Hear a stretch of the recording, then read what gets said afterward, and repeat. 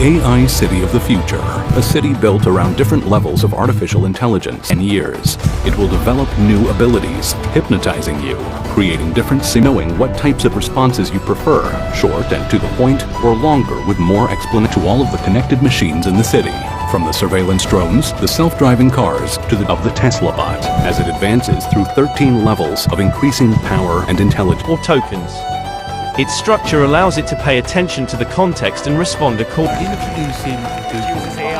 Now, if you don't know, Google is dead. Google's Bard AI just got a crazy update that's going to make life a lot easier for language learners. Maybe you've heard of it.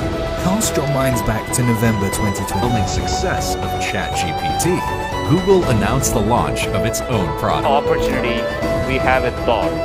In an age where technology continues to shift. Di video sebelumnya kita telah menjelaskan tentang ChatGPT.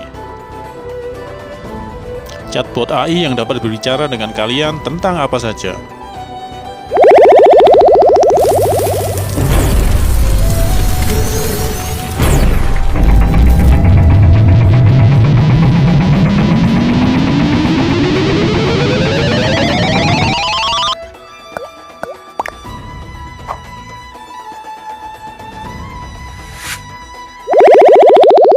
Nah, ternyata Google tidak mau kalah. Mereka baru saja merilis chatbot AI mereka sendiri yang bernama Bard. Apa itu Bard dan apa yang bisa dilakukan oleh Bard? Mari kita cari tahu di video ini. Apa itu Google Bard? Bard adalah layanan obrolan AI eksperimental percakapan dari Google. Ini dimaksudkan untuk berfungsi mirip dengan ChatGPT. Dengan perbedaan terbesar adalah layanan Google akan menarik informasinya dari web. Seperti kebanyakan chatbot AI, Bard dapat membuat kode, menjawab soal matematika, dan membantu kebutuhan menulis kalian. Lalu, kapan Google Bard diumumkan? Bard diresmikan pada 6 Februari dalam sebuah pernyataan dari Google dan CEO Alphabet Sundar Pichai. Is making them available for people to engage with directly. That's the opportunity we have at Bard, our experiment for conversational AI. We are rapidly evolving Bard. It now supports a wide range of programming capabilities, and it's gotten much smarter at reasoning and math prompts. And as of today, it is now fully running on Palm 2.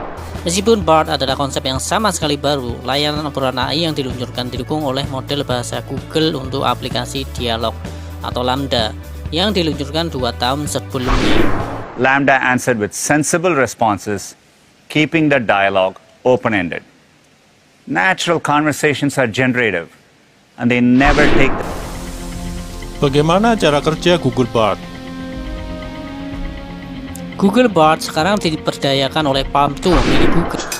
Palm 2 is Google's next generation large language model.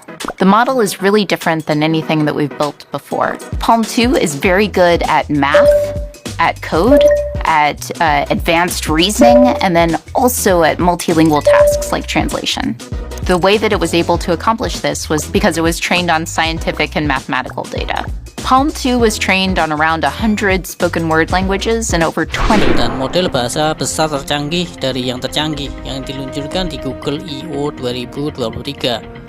Palm 2 adalah versi Palm yang lebih canggih yang dirilis pada April 2022 tahun lalu, akan memungkinkan Bard menjadi jauh lebih efisien dan tampil di level yang lebih tinggi. Versi awal Bard menggunakan versi model ringan dari Lambda karena membutuhkan lebih sedikit daya komputasi dan dapat ditingkatkan untuk lebih banyak pengguna. Lambda dibangun di atas Transformer, arsitektur jaringan saraf Google yang ditemukan dan bersumber terbuka pada tahun 2017.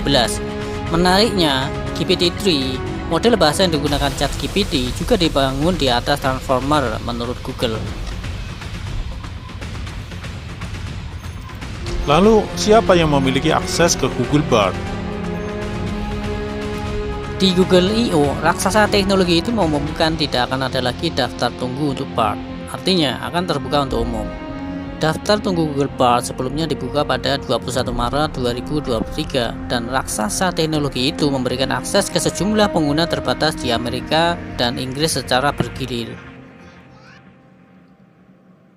Bahasa apa saja yang tersedia untuk Bard? Di Google I.O., Google mengumumkan bahwa Bard akan mendukung bahasa Jepang dan Korea dan akan segera mendukung 40 bahasa lainnya.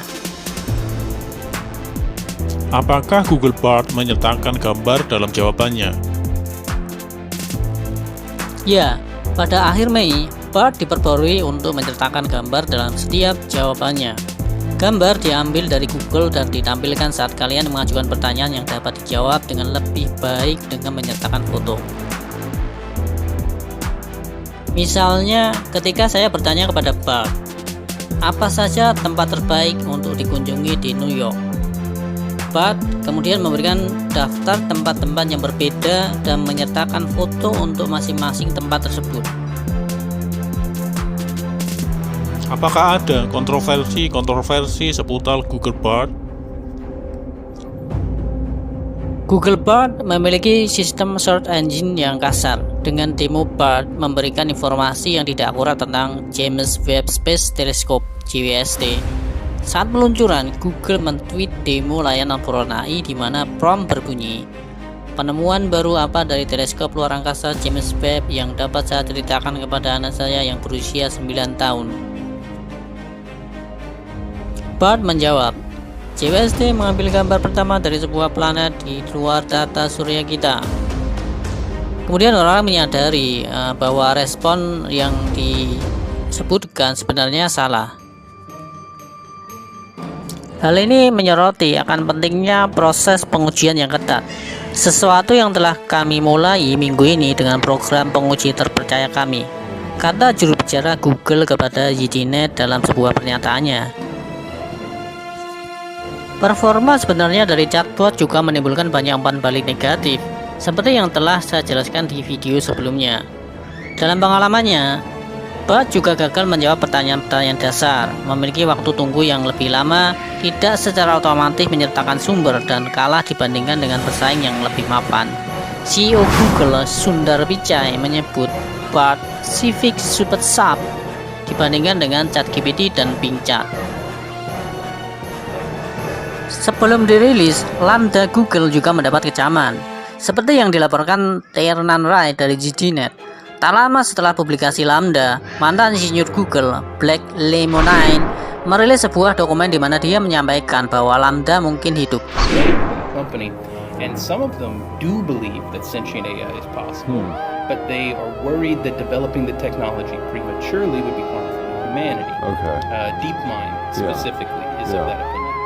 So, about 2 years ago, Google adopted a policy to not intentionally create sentient AI.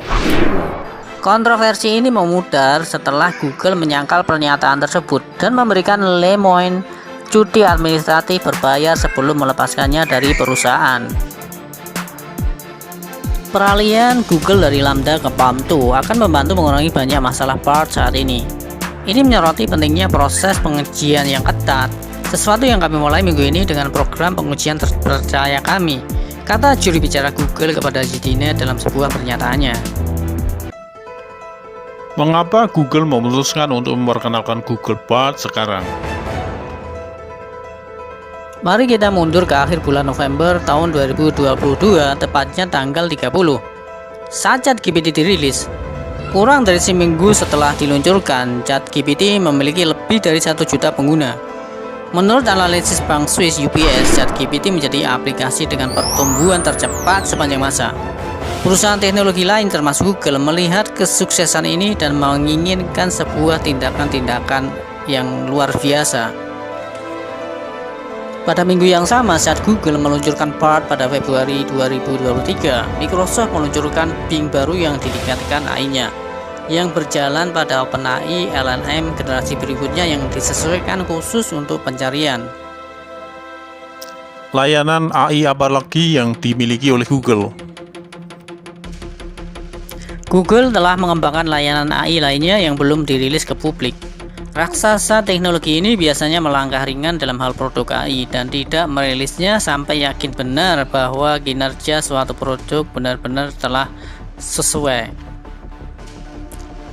Misalnya, Google telah mengembangkan generator gambar AI, Imagen, yang bisa menjadi alternatif bagus untuk DALL-E OpenAI saat dirilis.